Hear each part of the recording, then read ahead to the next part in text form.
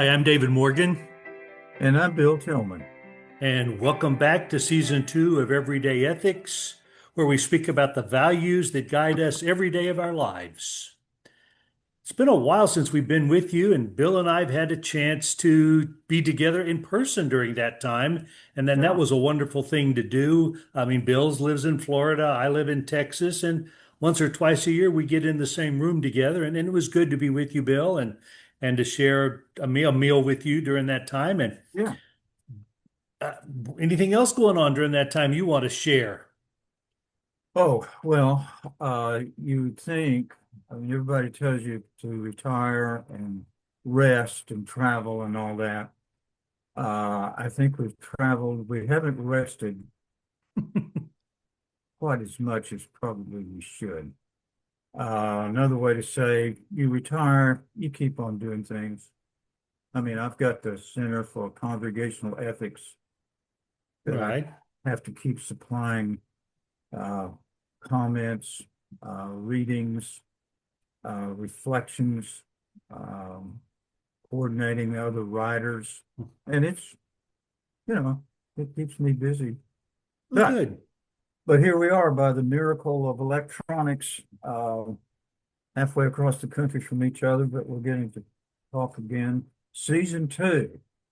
Um, Are we going to put this together so that there can be like Netflix watchers do binge watching? Oh, speaking of binge watching, one Oh, of the things I did in the okay. last week actually was Netflix dropped season three of Night Agent. Now, So is that a spy it it, story? it is a low-level FBI agent. Okay. I mean, and you read the reviews. It's a low-level FBI agent whose job is to answer the phone in the basement of the White House. The phone never rings until it does. Ah, And we have three seasons now of this low-level FBI agent becoming a spy, one who is engaged in conspiracy theories and espionage, and it's an enjoyable watch. And does this connect any way to what we're trying to do with this episode? well, yeah, it does actually, and I don't Oh, even have to stretch it. Because okay. as I was binge watching last weekend, uh, he acts, and then there are flashbacks that explain what he's doing.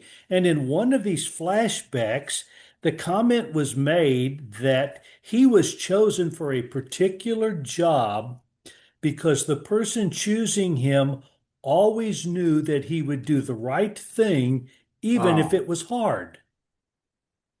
we're a And character. and we were going to do character and we've talked about it. And I thought, this has to be a sign that we're doing the right thing. Well, I don't know about things like that, David, but Well, okay. it it it's a pretty good intro that you've taken up there. So character, we're Yeah, going to do that. it is. And during that same interlude, I read that David Brooks has left the New York Times. He has gone to work at a center at Yale University on character and in Yeah, society and everything that's involved in that.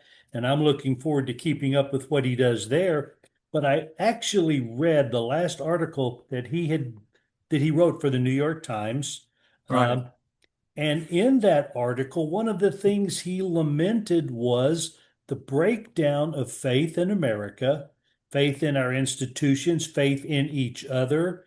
Yeah. Um, he talked about the loss of a communal narrative and a communal set of values that would guide us in difficult times. Okay. Um, and actually, what he's going to be trying to do at Yale, from what I can guess and surmise, is he's going to continue to work in that very same area, very Yeah. same focus, Yeah. but he's going to be able to deal directly with it without perhaps being, you know, forced to write articles regularly for the New York Times and whatnot. He'll have a little more freedom.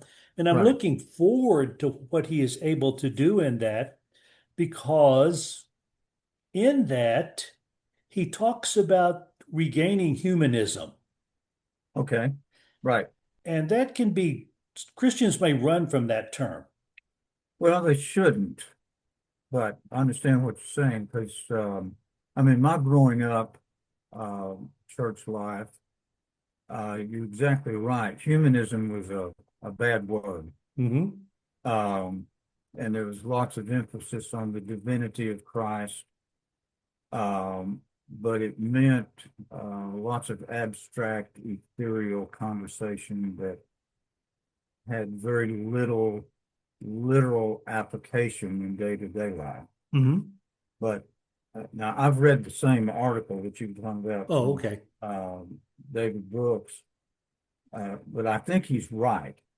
Um, if we back up in not just church history, but world history, the humanist movement has always been there. And rightly perceived, I think there is a biblical basis for that. And firstly, going to Jesus' life, a human. Hmm. And here is the best example that we've got of how should we live? What, how should we relate to people? So, but you had some more from David Brooks that you Well, wanted to. it wasn't just David Brooks, but I was reading through just emails one day that as I was looking at them, and Andrew Thayer, you can find it at Andrew Thayer Studio on Substack, had a response to David Brooks. Yeah, And in that response, he was very complimentary. Um, but one of the things he added to that, I think, was I think David Brooks is trying to bridge a gap, but that for the entire culture society. He's not yeah, limiting it to Christians. right, And something that we're trying to do, with our podcast is to draw right, as many folks in because we think the common good and the common ground is broad enough to do that, to bring folks right. together. But Andrew Thayer pointed out, he used the term dilution of Hmm. faith and Hmm. standards, but he Hmm. dealt specifically with the contemporary church, Right, diluting itself, not changing the terms and everything, but so diluting itself that he felt it had lost a great deal of its impact and influence in society today. right. And I think there is a place that we ought to be listening to both of those folks Yeah, because, as you and I've talked about last season, one of the things that we realized was the church is not living up to what I think a church ought to be doing in difficult times like these. right. It seems oftentimes more like culture and certainly diluted by culture Yeah. uh, than than what I would expect a church would be. Well, and there is a historical cycle on that. It caused me to remember, I mean, it's been years ago, but a young man walked into class just talking, and there was some social issue that had risen into lots of the news that day, that week. And he said, this is the worst time in which we've ever lived. And my quick response was, well, you never knew anything about Nixon, did you? Uh, Now, there will be people who would take exception to making that remark, but um, I don't know that we could say that we live in the worst time of human history anytime. You start thinking about, the American Civil War, the revolutions in Europe, and all the wars that are going on now. Um, it's bad enough. And that's usually the way, I went on with the conversation with that young man back there, that it's bad enough. And the point for conversations like we're getting into here on character, the main point is not that we decide it's the worst time in which people could live, but what can we do about it? Right. And there, I think, was James Brooks, and you used the term bridging. Hmm. I think that's a great, big part of his methodology. He's cognizant of all sides of a matter, but where is there some commonality that could be found, which for our conversation, and we said it last season, but all the world religions have a commonality around the idea that we would call the golden rule. Hmm. Do unto others as you would have them do to you. Um, that has a kind of humanistic base to it. Um, Now, what I think we're going to get into here is how does that happen? Um, but do you want to talk about Well, that direction or? well, just a quick reminder to the folks who are new to us, with us for the first time, or maybe have forgotten all the wonderful things we had to say back last fall. Uh, All the we, fan mail that came in, yeah, all right? that fan, we we we tried to provide a framework for Yeah, making decisions. We yeah, tried to find a framework for how to do Christian ethics in our own situations and in our own context. And one of the things, as I was just getting ready for today, I kept reading that people would describe character as the things you do or you act like you should when no one's watching. okay, yeah, Okay. And I linked that immediately back to what my pastor said in a class I was teaching at our congregation last summer when I asked him to define ethics. And he defined ethics as doing what you should do when no one is watching. yeah, And so this year we're going to move beyond uh, that framework into the character, the values and the virtues yeah, that will guide us and direct us, even when we don't have time to run through all the list of things we put in our framework on how to make good decisions. You right, just you just make good decisions because you become a good person. yeah, or becoming. I think that's good too. It's a And process. So, which reminds me, I just saw a Pew poll that says Americans now think 53% of Americans are bad. okay. Bad morals, bad character, not good people. I Well, of course, there you have to ask the question, why would they make a judgment like that? Right. What are their reference points to make that assessment? And it opens up the thought. I mean, the way I was educated, or what I picked up along the way, say from church life about character, it was always transactional in tone and deal with the external things that are coming in on you. What we're talking about is the internal out Mm-hmm. um, action. So now, last season we used the little book, the approach to Christian ethics, a triadic approach. Mm-hmm. And you've got that on the Maston website where anybody can go and download the book free of charge Right. off They, that. yeah, they can see season one and Yeah. the book both. They're all there. And you chose to use another book this time I did. um, that is called The Integrity Wheel. Mm-hmm. Um, would you like for me to describe that? Well, now, if as I understand that, you have used that in coursework in ethics Yeah. as well as you published that Yeah, on Center for Congregational Ethics right, Facebook. And we are going to be adding that as a resource as we work through this season as well. And it is the integrity wheel. And I understand that's part of it. Those are influences. You're talking about influences that help form and inform our character. Is that right. correct? Well, Yeah. tell us about the integrity wheel, the book. Um, well, the content of it, I think it's still in development. You never really finish a book. Okay. So, but for now, what you have, it'll be sufficient.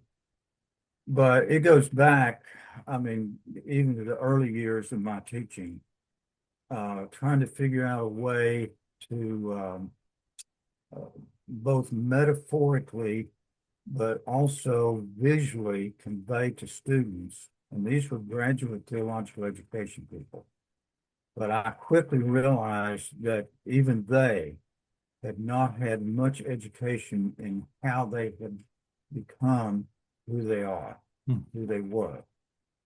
One of my leading lines was, you will come to recognize that you are ministers out of who you are. Can you review who you are? Who's in there? And that takes some self-interview. But what I did then was to illustrate back then chalkboard, basically a wheel, and the hub of the wheel is the moral centering of us. Um, for Christians, for our emphases at the Maston Foundation, and Maston was a distinctively Baptist Christian. And I think he would appreciate this model. But hub of the wheel is worship. From what do we get our reference points of what's right and wrong? And around that, like on a Conestoga wagon wheel, are the spokes. And I'm going to pull up the list here of the spokes that we will move in order with these over the next several episodes. Calling, heroes and heroines, memory, hope, place, loss, blessing, and a conclusion about the rim of the wheel, where in contemporary language, maybe the rubber meets the road. How do we apply this? Okay. But each of those sections will have application. Each of them will have biblical support.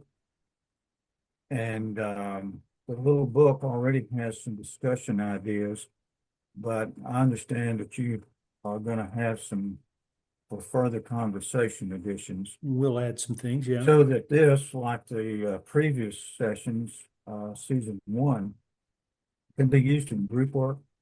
Oh, great. There is plenty there for short-term um, education, uh, reading groups for people.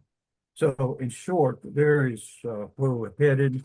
And as you said, these are dynamics that inform us, and that's one thing, but also dynamics, even as we're being informed, do form us.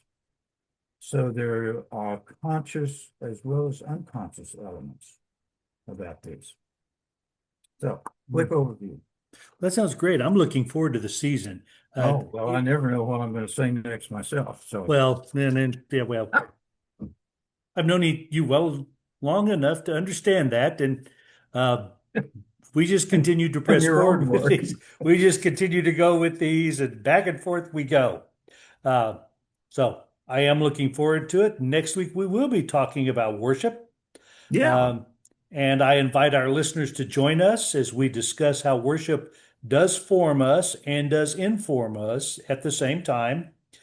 Uh, so until you and I get together next week, may we be reminded of the two statements of Scripture that I think are important that Dr. Maston reminded us of. Jesus went about doing good, Hmm. and those who follow him should walk as he walked. Ah, We'll see you in our next episode. Thanks, okay. Bill. Take care.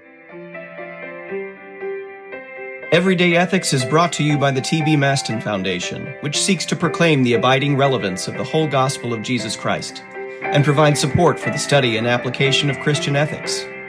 For more information or to donate, visit tbmaston.org.